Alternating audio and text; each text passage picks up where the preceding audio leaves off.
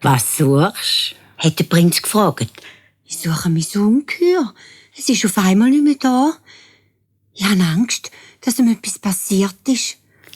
Da hat der Prinz dem Tausigschön die Arme um die Schulter gelegt. Ich war doch selber so Ungeheuer.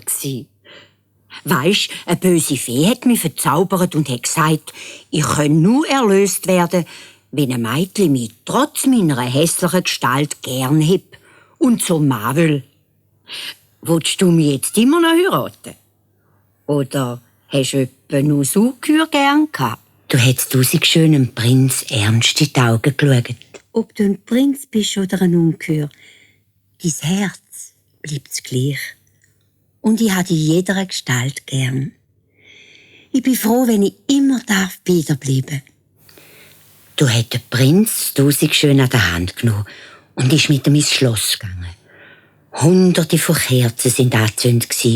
Diener, Mägde und ein ganzer Hofstaat haben aufs gewartet. Kurz darauf haben der Prinz und das Tausigschön Hochzeit gefeiert. Natürlich sind auch der Vater und die Schwestern eingeladen gewesen.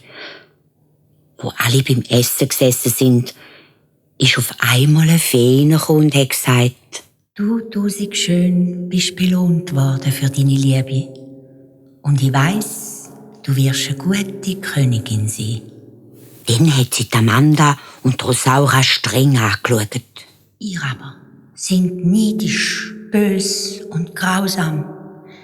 Ihr müsst zur Strafe 2 Statuen werden und im Tausigschön im Garten stehen. Unter dem Stein aber sollt ihr lebendig bleiben und zuschauen, wie es Tausigschön glücklich ist. Erst wenn ihr mal nicht mehr neidisch und eifersüchtig sind, dürfen ihr wieder Menschen werden. Und die Fee ist verschwunden. Die beiden Schwestern aber sind in Statuen verwandelt worden und es hat 7 Jahre gebraucht, bis wieder Menschen gewesen sind. Es gibt nämlich nichts, wo schwerer zu heilen ist, als ein eifersüchtiges und neidisches Herz.